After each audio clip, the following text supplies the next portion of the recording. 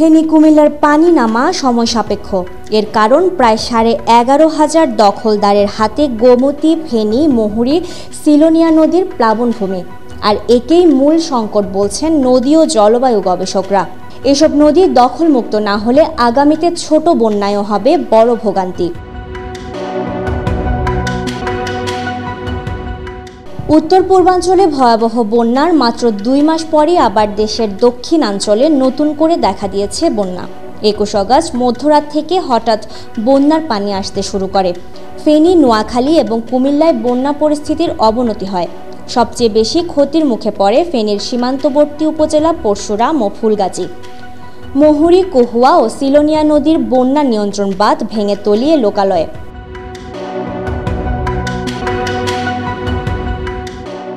জলবায়ু গবেষকরা বলছেন এসব জেলার বন্যার পানি সিলোনিয়া, মুহুরী, কহুয়া, ডাকাতিয়া নদী হয়ে বঙ্গোপসাগরে মেশে। এর মধ্যে সিলোনিয়া, মুহুরী, কহুয়া নদীর পানি মুহুরী প্রজেক্ট দিয়ে ভাটিতে নামে। এই বাঁধটি ত্রুটিপূর্ণভাবে নির্মাণ করা হয়েছে, যার প্রভাবে এই এলাকার পানি নামতে সময় নেয়।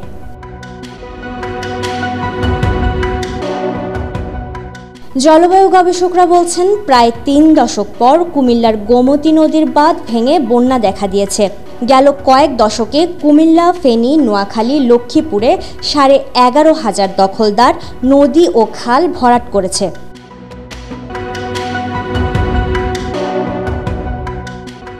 River and delta research centre chairman doctor Mohammad Ejaz বলেন, কুমিল্লা, নোয়াখালী ও ফেনীর নদীগুলোতে সরকারি হিসাব অনুযায়ী প্রায় 11,537 জন দখলদার রয়েছেন।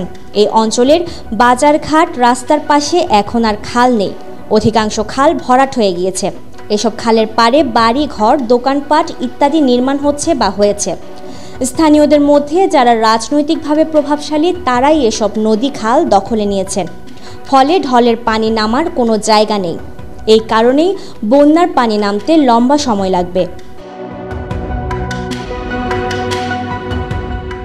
গবেষকরা বলছেন জাতীয় নদী রক্ষা কমিশনের 2020 সালের তথ্য বলছে দেশে 60,000-এরও বেশি নদী ও জলাশয় দখলদার রয়েছে।